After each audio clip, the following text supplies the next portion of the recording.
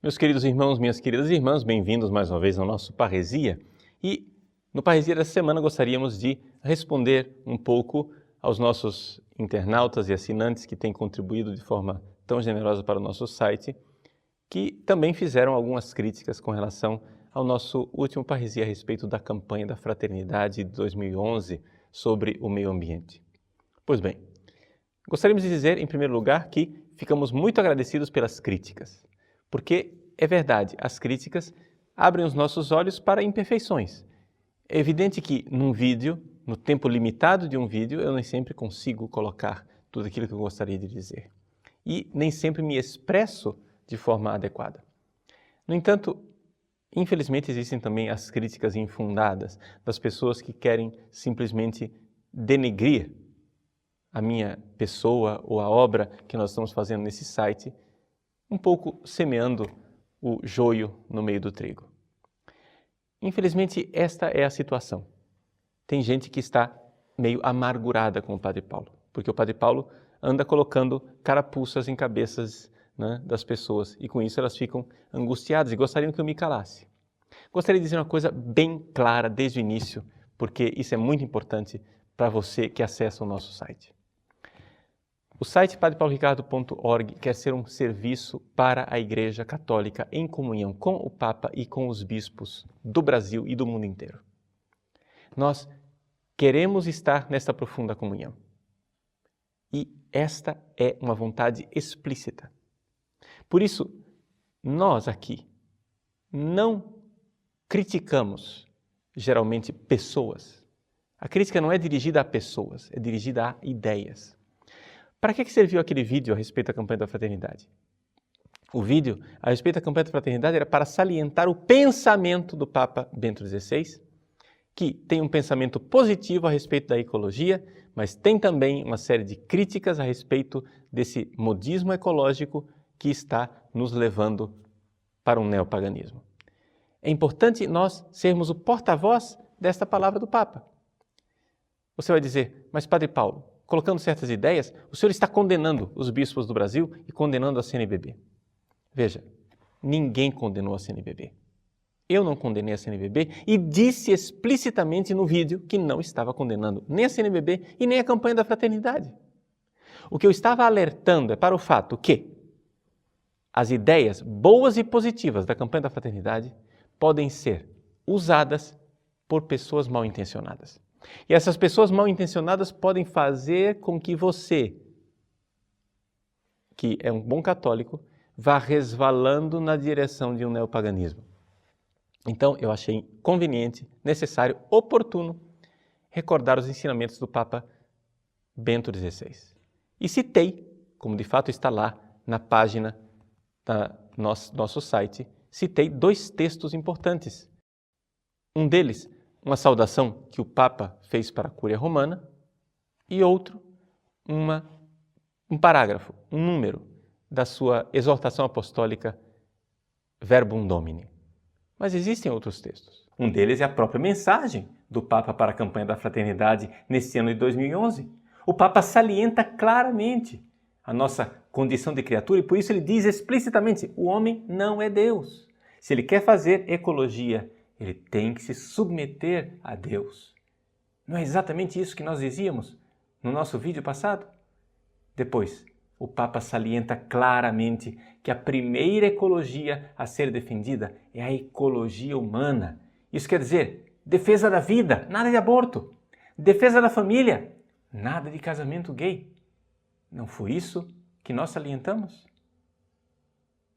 Se você quiser ter a ideia do que realmente Bento XVI fala a respeito da ecologia, então você acesse o site do Vaticano, e nós vamos colocar aqui na nossa página também o texto completo da mensagem do Papa Bento XVI para o Dia Mundial da Paz de 2010, onde ele falou do meio ambiente e da ecologia.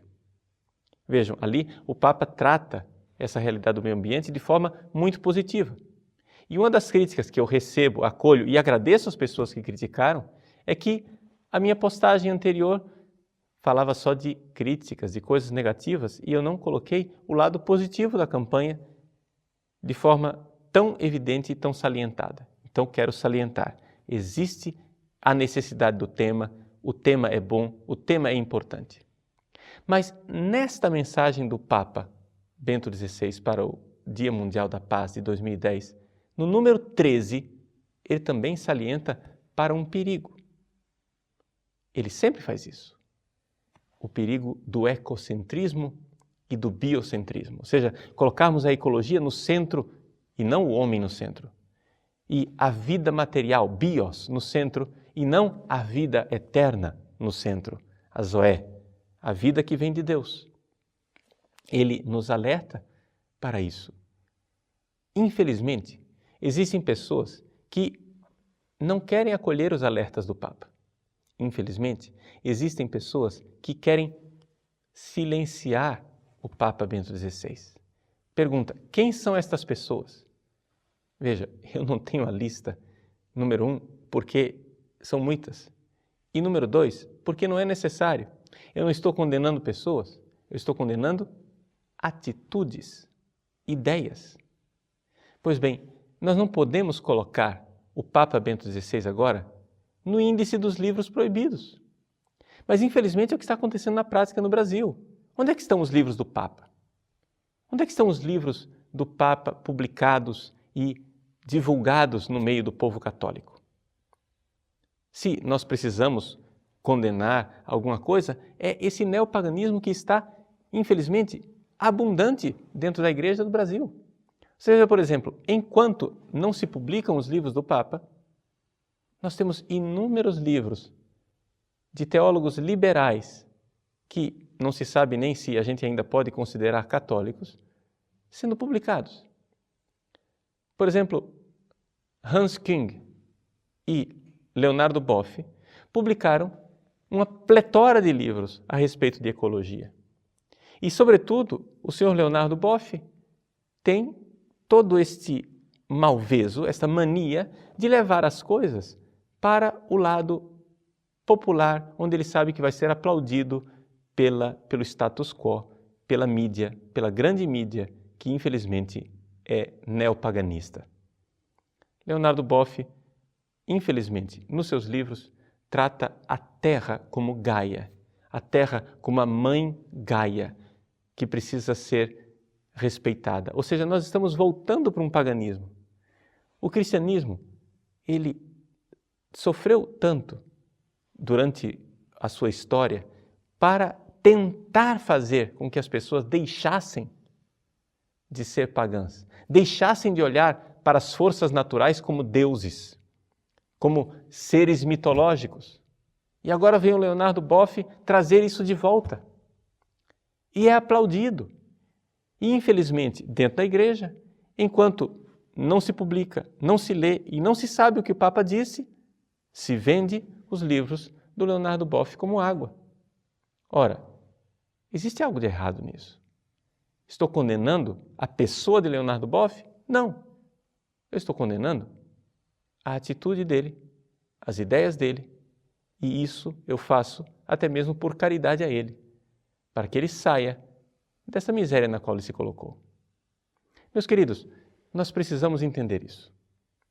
Nós não estamos aqui como juízes de pessoas. E essa atitude, você que é assinante, você que está sempre acessando o nosso site, você precisa ter, você precisa aprender isto. Infelizmente, eu fico muito desconfortável quando eu vejo algumas pessoas na internet pontificar, se colocar numa cátedra e começar a julgar o Papa e começar a julgar os bispos. A nossa atitude não é de julgar o Papa e não é de julgar os bispos. Em primeiro lugar, porque o Código de Direito Canônico e a própria estrutura da Igreja nos proíbe de julgar o Papa. Ninguém pode julgar o Papa a não ser um outro Papa. E também nos proíbe de julgar os bispos. Por quê? Porque os bispos possuem foro privilegiado. Só a Santa Sé é que pode julgar os bispos. Portanto, nós não estamos condenando pessoas com endereço, existentes, reais. O que nós estamos fazendo é divulgando para você ideias, mensagens que o Papa quer que chegue até você. Essas ideias que foram pronunciadas pelo Papa Bento XVI nós queremos ser porta-voz dele e fazer você conhecer isso daí. Porque nem todo mundo tem a oportunidade de ler tudo o que ele escreve, de saber o que é que ele anda falando. E nós estamos prestando esse serviço para você.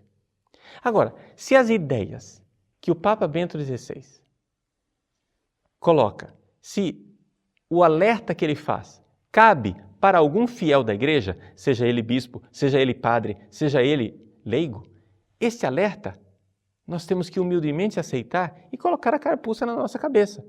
Mas eu não estou julgando ninguém, eu estou simplesmente repetindo aquilo que o Papa diz, que o Papa fala. Ele alerta para o neopaganismo, ele alerta para o ecocentrismo, ele alerta para o biocentrismo. E esta é a realidade, é o seu serviço que nós gostaríamos de prestar através desse site padrepauloricardo.org. Um último esclarecimento. Algumas das pessoas me escreveram alertando e dizendo que São Francisco chama a Mãe de Terra e que eu, na postagem anterior, teria dito que ele não faz isso.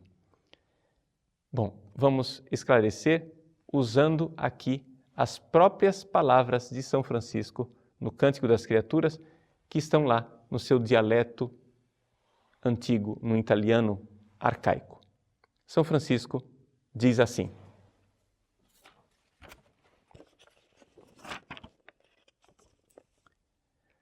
Laudato si, mi Signore, per sora nostra Matre Terra, la quale ne sustenta et governa, et produce diversi frutti con coloriti flori et erba. Vejam, São Francisco diz: louvado sejais, meu Senhor, pela nossa irmã, Sora, Matre Terra. A nossa irmã, Mãe Terra. Que sentido tem isso? Bom, se São Francisco não era um alucinado, o sentido só pode ser este pelo contexto. Para nós, a Terra é irmã. Mas acontece que, ninguém pode negar, a Terra produz vida. E São Francisco faz uma lista dessa vida que ela produz, falando dos frutos, das flores, das ervas. Ora, ela é mãe dos frutos, das flores e das ervas. Claro que com isso, ela se torna também nossa nutriz. Ela se torna também aquela que nos dá alimento. E nesse sentido, poético e analógico, podemos dizer que ela é mãe. Por isso, ela nos sustenta. Ela também nos governa, no sentido de que existem leis físicas na Terra que fazem com que nós estejamos submetidos a essas leis. Mas nada disso conduz ao neopaganismo, não é verdade? Nada disso nos conduz a considerar a Terra nossa superiora. Porque na teologia cristã, e São Francisco era cristão, o superior é o homem. E é por isso que São Francisco faz essa aparente contradição, ou seja, é um paradoxo de chamar Mãe Terra, porque de alguma forma ela produz, mas ela é nossa irmã, Mãe Terra, Sora Matre Terra. É irmã, porque ela, de alguma forma, é inferior a nós. É irmãzinha inferior, pequena. Qual é o problema de chamar a terra de mãe? Se eu sei que isto é poesia, como São Francisco fez a poesia, não há problema nenhum. Mas, cuidado, na época de São Francisco não havia neopaganismo, o paganismo não estava renascendo e as palavras de São Francisco podem ser usadas de forma inadequada para nos arrastar para uma religião mundial neopagã. É este o alerta. É somente isto. Portanto, não estamos aqui criticando de forma radical o que se chame a terra de mãe. São Francisco fez isso. Mas ele chama mais a terra de irmã, como faz com todas as criaturas. Essa é a realidade. E que isso fique bastante claro. Não é uma briga de palavras, é uma briga de ideias, de conceitos. O conceito que é importante é que o ser humano é o centro da criação e não a terra.